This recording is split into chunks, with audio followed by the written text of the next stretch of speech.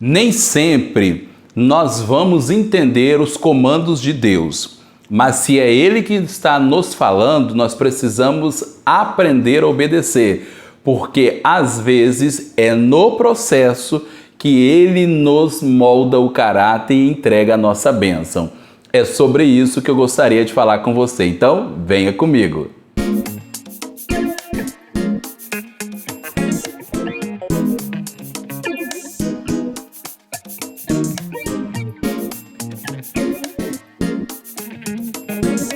Olá, saudações de paz para a tua vida. Seja bem-vindo e seja bem-vinda aqui no canal do Tiago. Fico muito feliz em saber que você está aí do outro lado da telinha me acompanhando. E se é novo por aqui, quero já aproveitar pedir a você, se se sentir bem, obviamente, de se inscrever nesse canal, deixar o seu joinha e também o teu comentário para eu saber que você esteve por aqui. Certinho? Muito obrigado mesmo. Então, vamos ao vídeo de hoje. No vídeo de hoje, pessoal, eu gostaria de tratar com vocês um tema, ou melhor, uma história muito interessante que está narrada no Evangelho de Jesus, narrado por João, da Bíblia Sagrada, claro, né? No capítulo 2, a partir do versículo 1.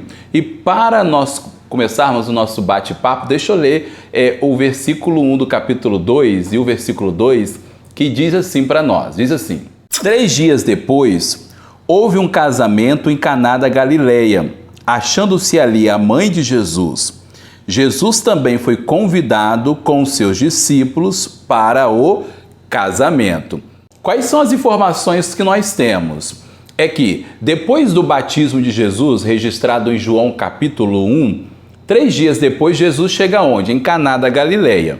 E quando Jesus chega lá, o texto bíblico diz que está havendo uma festa. Que festa é essa? Uma festa de casamento. Maria, mãe de Jesus, Jesus e os discípulos de Jesus foram convidados para essa festa e eles estavam nessa festa. Mais tarde, quando Maria vai pedir algo para Jesus, eu posso entender, a partir dessa narrativa, o texto não nos diz isso, mas nós podemos depreender, talvez, que Maria tivesse algum grau de parentesco com os noivos desse casamento ou alguma relação muito íntima e próxima, porque vai justificar ela fazer o pedido que mais tarde ela fez para Jesus e também por eles estarem na própria festa de casamento. Agora, veja que coisa interessante, porque só o evento de casamento é um processo de mudanças de vida e de transformação na vida tanto do noivo quanto da noiva. Isso é certo. Principalmente para essa cultura que essa história está inserida, que é a cultura judaica. E só aqui eu gostaria de fazer um parênteses bem rápido para dizer que ainda que para algumas pessoas esse evento esteja banalizado, nós cristãos acreditamos na instituição do casamento e cremos que é uma ordenança de Deus para o homem e para a mulher. Como bem diz o texto, deixará o homem pai e mãe e unirá a sua mulher e ambos serão uma só carne, certo? Fechando parênteses e voltando para a história, eu acredito que era um momento de muitas expectativas dos noivos e eles se prepararam muito para isso e aguardaram muito para esse momento. Só que aconteceu algo inusitado na festa de casamento deles. O que ocorreu? Bom, antes deixa eu te dizer que era muito comum, de novo, voltando à questão da cultura, para esta época, que a festa de casamento, diferentemente dos costumes que nós temos nos dias de hoje, que as festas de casamento durassem mais de um dia. E aí, obviamente, os noivos, a organização do casamento, tinha que prover alimento, comida durante esses dias. E se acabasse, principalmente o vinho, antes da festa acabar, antes do término da festa programado, era motivo de vergonha, de chacota dos noivos. Eles seriam muito provavelmente envergonhados porque não tinha trazido provisão necessária para os dias de festa. Só que é interessante que no meio do casamento, de uma forma inusitada, o vinho da festa acaba. Só que eu gosto disso, mas não gosto pelo fato de ter acabado. Eu gosto de saber que quando acabou, quem é que estava na festa? Jesus Cristo de Nazaré.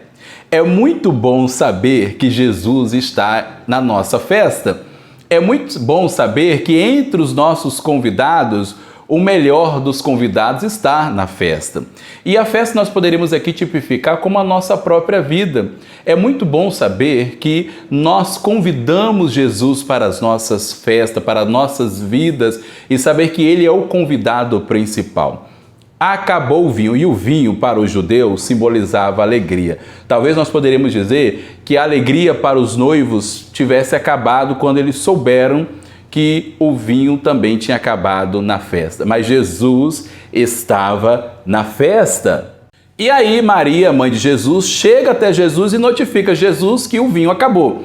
E é esse o outro ponto que eu estava dizendo antes, que me justifica o entendimento de que talvez ela tivesse algum grau de parentesco ou uma aproximação assim íntima com os noivos, porque é ela quem notifica Jesus que o vinho acabou. E aí Jesus tem um diálogo ali com ela, falando que não era o momento e tal, e aí ela se levanta e ela dá uma ordem para os serventes. Talvez nós poderíamos dizer, numa linguagem de hoje, os serventes, os garçons, né?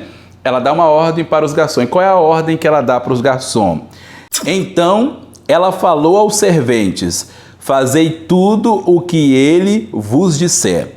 Estavam ali 6 talhas de pedra que os judeus usavam para as purificações, e cada uma levava 2 ou 3 metretas. Então Maria se direciona para os serventes da festa e fala para eles: olha, fazei tudo que ele quem? Jesus vos disser. E em seguida o texto diz que tinha ali 6 talhas de pedra que os judeus costumavam utilizar para o ritual de purificação. Era como se fosse, talvez para nós entendermos aqui, vários jarros grandes de pedra, feitos de pedra, e que levavam vários litros de água. E que, como era uma festa de casamento, um evento, e aí era uma região de deserto e tal, os judeus, quando chegavam, lavavam os seus pés para participar dessa cerimônia, certo? E aí Jesus vira para os serventes e dá um comando, dá uma ordem. Qual o comando que Jesus dá? Está registrado no versículo 7. Jesus disse assim: Jesus lhes disse: enchei de água as talhas, e eles as encheram totalmente.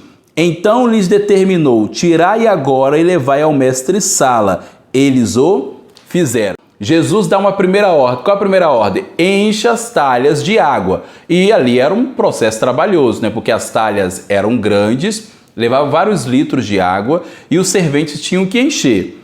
Depois disso, Jesus dá uma segunda ordem. Depois que as talhas estão cheias de água, Jesus dá ordem para que os serventes retirem de lá uma porção desta água e levem para o mestre-sala. Isso me desperta a curiosidade, por quê? Porque muito provavelmente, veja, qual é o cenário?